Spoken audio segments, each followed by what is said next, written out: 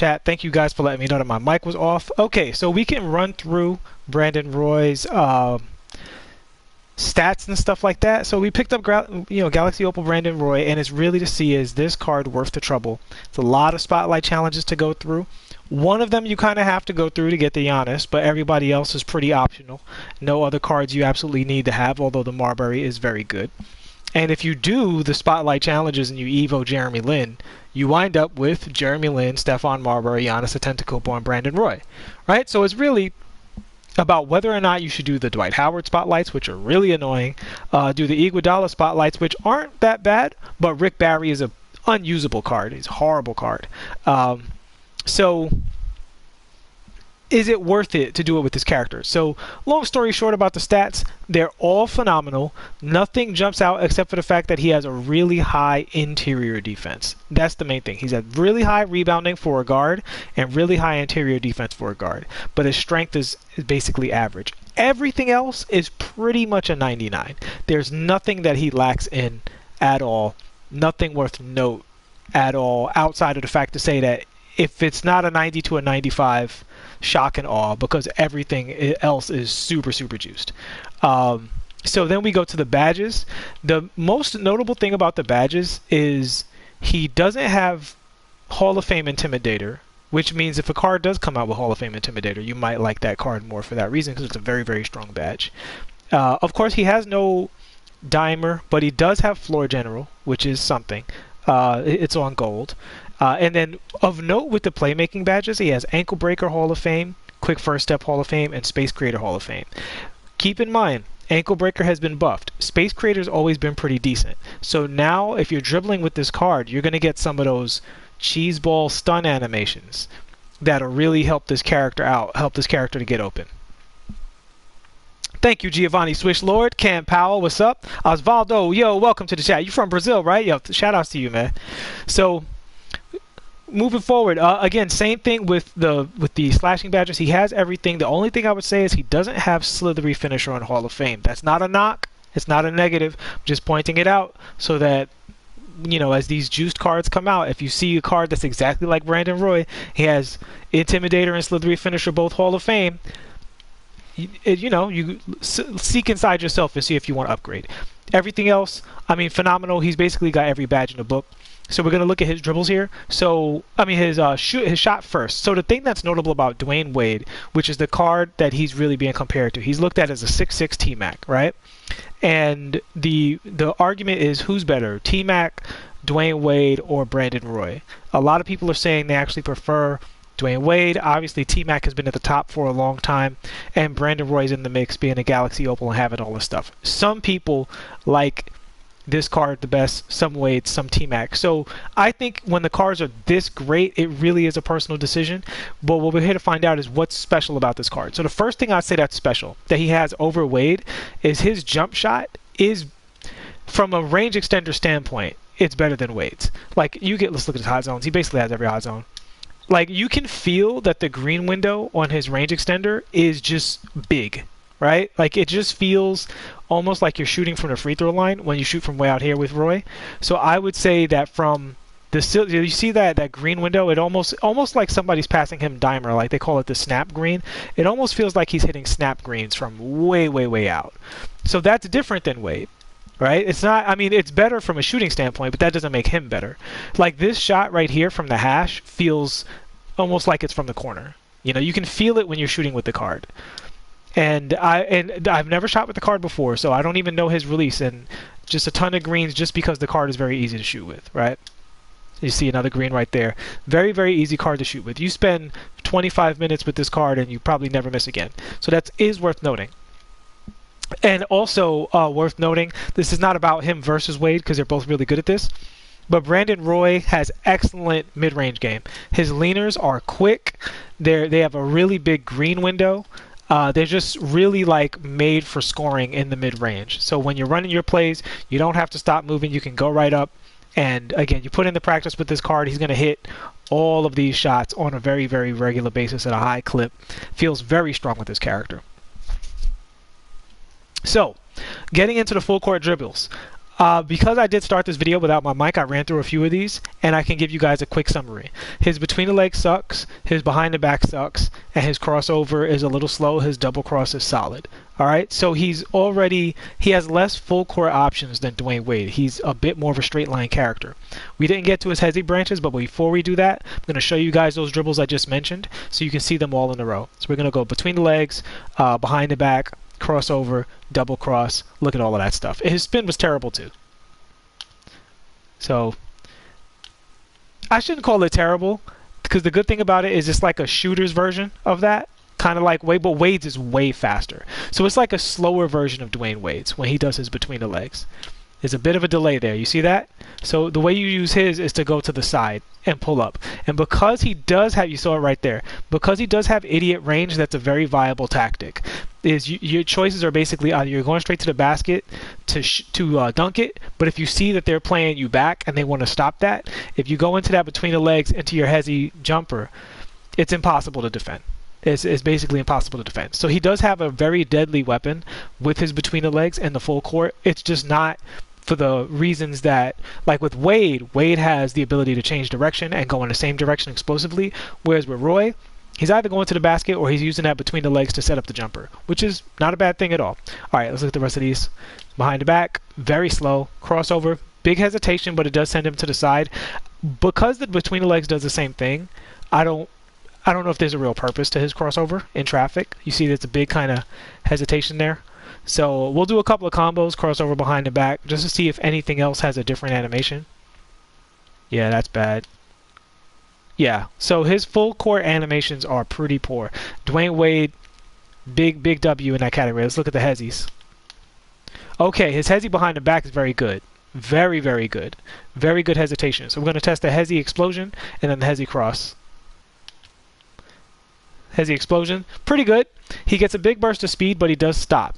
Not a bad thing, because the fact that he stops means you can pull up for the shot if you want. Come on, Carl. Pass me the ball. And that's right into the shot. So it's a genuine mix-up with him because he shoots so accurately and from so far away. So when you go into this, you can actually read your opponent to see what they do. So it's a good thing that he stops. The way his hesitation explosion works is very interesting for that reason, because he can stop and he can shoot both with equal effectiveness because of the burst of speed he gets from the hezzy explosion.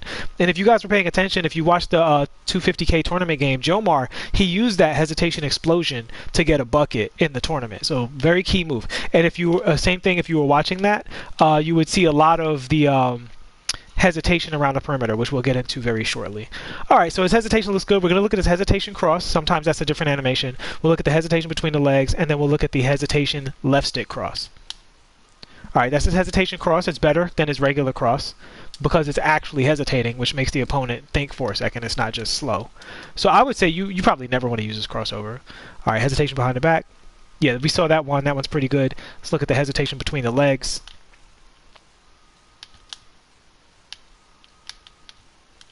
He absolutely did anything he felt like doing. He went rogue. Let's try that again. Okay, his hesitation between the legs is very strong. Very strong. So he can go both ways with the hesitation. Once he establishes this hesitation, he has a lot of options. He can, as you can see there, very horizontal, very quick. So you can hesitate into his three-pointer, and you see how far he did that. You see how far he greened. So I'm going to say right at the top, this card is definitely deadly. I see why he was in the 250K tournament. I see why people love the card. Absolutely a deadly card. No matter what else we see, that's strong already. All right. So what else we got to look at? Hezzy crossover. Oh yeah, so that's okay. And so we're going to look at the hesitation left stick crossover. So move a lot of people don't talk about. But if you okay, very good. Saving grace for the character. There was another card like this that was saved where a lot of their full court dribbles weren't super great, but that hesitation left stick crossover came in clutch and made them really usable. You see that? That's just crossing over with the left stick. Don't forget about that part in your arsenal. Very effective. All right. So he has some tools. He has some tools that facilitate his shooting. I would definitely say Dwayne Wade has the advantage if we're comparing the two cards when it comes to full court play. Wade more of a natural slasher. He has more slashing animations. But Roy, excellent for setting up his shot and his slashing mix-ups. All right, so We're going to go around the perimeter, and we're going to look at his hesitation and his standstill dribbles and stuff like that. So let's do hesitation first since he's a shooter. So as I explained in pretty much every video, there's 3 kinds of hesitation. There's you can hold turbo and press right stick towards the ball hand. You can not hold turbo, press right stick towards the ball hand, and you can press left trigger. All right. So first we'll check out just right stick, no turbo. All right. So he's got the glitchy hezi. So we're going to check out right stick holding turbo. Yeah, he has an S-class hesitation. I believe this is probably Pro 3, and he has the best version of a hesitation, basically. And you see he can also do the shooter's one if you let the animation play out. All right, so, and out of that shooter's one, I'll put this in the dribble tutorial, but out of this shooter dribble, you can go behind the back. If he can do it. Whatever. He doesn't seem to want to do the behind. There he goes. All right. For a second, I thought he couldn't do it. But yeah, for most people out of that, you can go behind the back. So we're going to look at the left trigger, the tap of the left trigger. And that's what his left trigger looks like. The good thing about the left trigger is it squares you up for the jump shot, but it doesn't compromise your dribble in any way. Right? There's no penalty to doing this. It doesn't stop you or anything like that. And just like everything else, you can keep going if you want. It's just not as fast, you know? But this is more to set up, like if you do that out here, this is to space out your opponent and set it up. He has a really good version of it. So this way you can, you know, go into your momentum-based dribbles from that. And there's also a quick explosive change of direction out of that too, just by holding the direction and the stick. So this is just tap left trigger, direction and the stick forward, holding turbo. That's it, right? And because he's such a great shooter, pretty good setup. So yeah, so his hesitations are elite. I mean, the very elite of the elite. This is what you equip when you run park. So let's look at his momentum dribbles and stuff like that. Okay, momentum. Not as good as Wade's. Wade turns almost completely to the side, which is good. His, you see it's at more of a 45-degree angle, which, you know, it's not a bad thing, but it's there. His hesitation, I mean, his momentum dribble does combo into his spin very nicely. So that's good. Let's look at that again. Yeah, there's a bit of a hitch in his spin though, which I don't love that. I'm gonna try something real quick, see if it's good. Okay, so he does hesitate into the whoop-dee. I mean, he does momentum into the whoop-dee very well. So that's good, and he does go into the behind the back very nicely. Again, for a shooter, he basically his animations are more of a pure shooter's animations, and in that sense, he's very strong. He's very strong. He's a different style of card than Wade. So honestly, I wouldn't compare the two. Even though they're both very, very good cards, they both have excellent dunking and excellent shooting. They're different though. Dwayne Wade is more of a dual threat of going to the basket or taking a shot, whereas Brandon Roy is much more about, as Carson Cruz says here in the chat, yo, what's up, Carson Cruz, driving your son from baseball practice? As Carson Cruz says in the chat, this guy's a perfect shooter. You know, that's his game. He's a perfect shooter. Yes, he can do other things, and he can do them pretty well. But you're picking up Wade to be very versatile.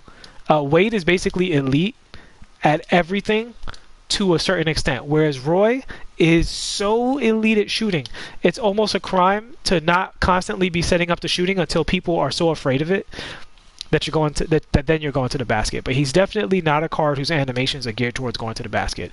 Again, he's a Galaxy Opal, he's excellent, so it's not to say that you can't go to the basket. He has all the stuff you need. And we see there he has a very nice step back as well. So the thing about his step back is it combos into very nicely. Let's see how it looks raw. This is vanilla step back. Vanilla meaning, you know, just straight up. So his vanilla step back's not good. It has the kiss of death in terms of the dots appear.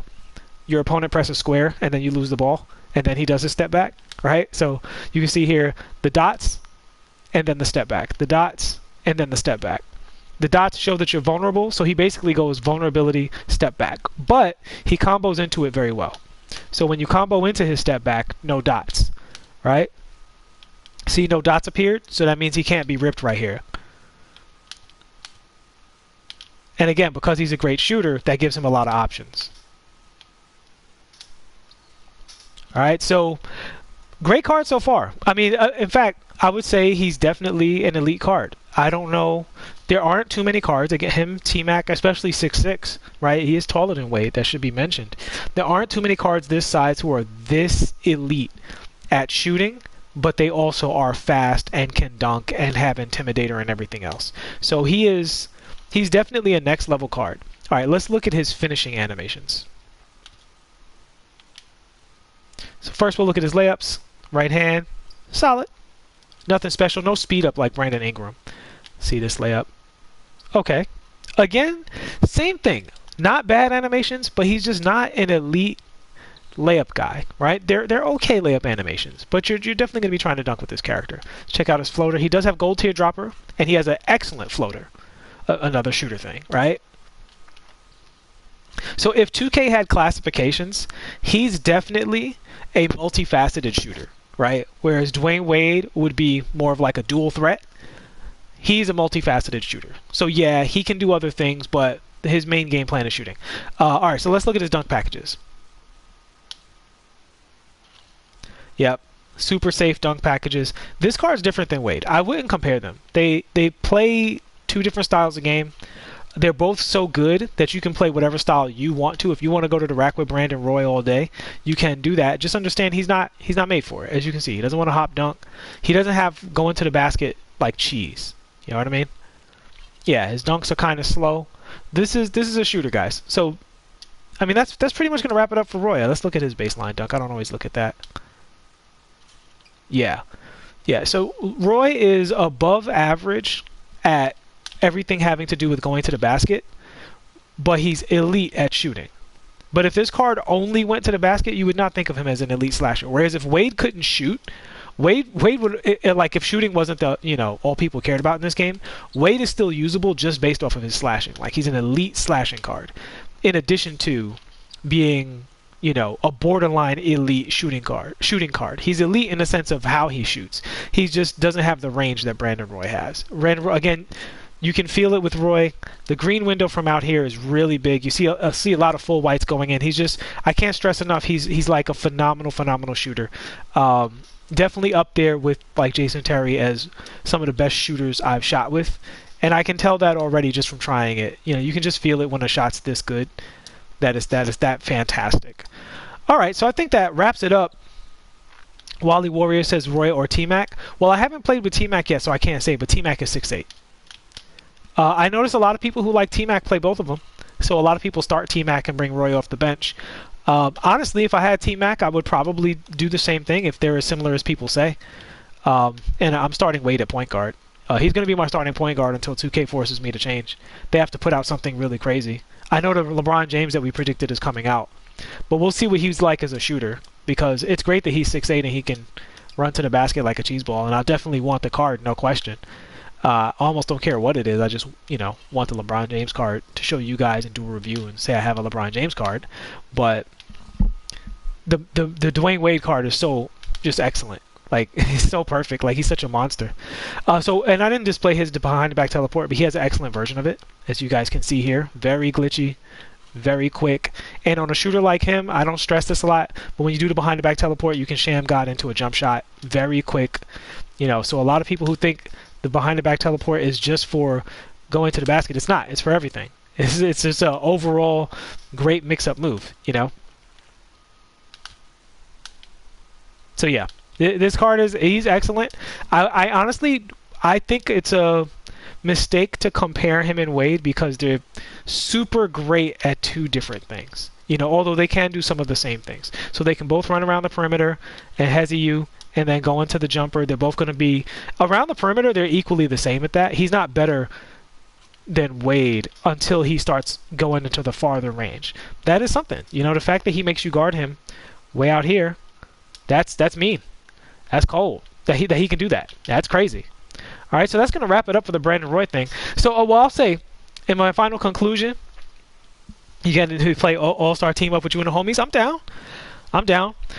In conclusion, I think it's more of a matter of styles, which card you like more. I like Wade more because Wade is great at everything. He's like super duper elite at everything. The main advantage this Brandon Roy card has is he shoots from farther away.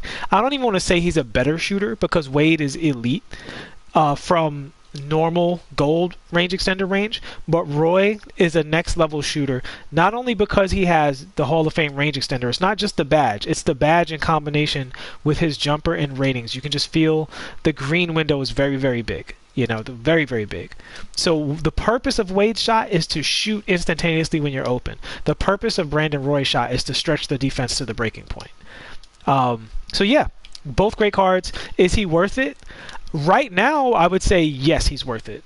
There's no card at the 2-guard position that I would play above this card offensively. I haven't played him defensively yet, and we know Kawhi is excellent defensively, but I think that cards are just going to keep getting better at defense, whereas with offense, it really does depend on the animations. So they can put out a card, it's a Galaxy Opal 99.99, kind of like Melo, right? Like, he's not a Galaxy Opal, obviously, but he's a card that on paper, he has everything you want, but his jumper's just tough.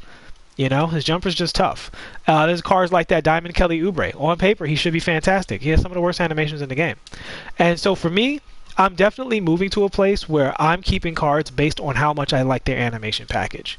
And as much as I love Kawhi's jumper, it really, really is great. He's just worth too much to keep him in the lineup when I have Jimmy Butler, who goes for nothing, and Richard Jefferson, who I can't get rid of, right? So unless he was 10 times better than Richard Jefferson, there's no reason to have him in the lineup, basically. And I still do like that Diamond Paul George, and I can't wait for Pink Diamond Paul George.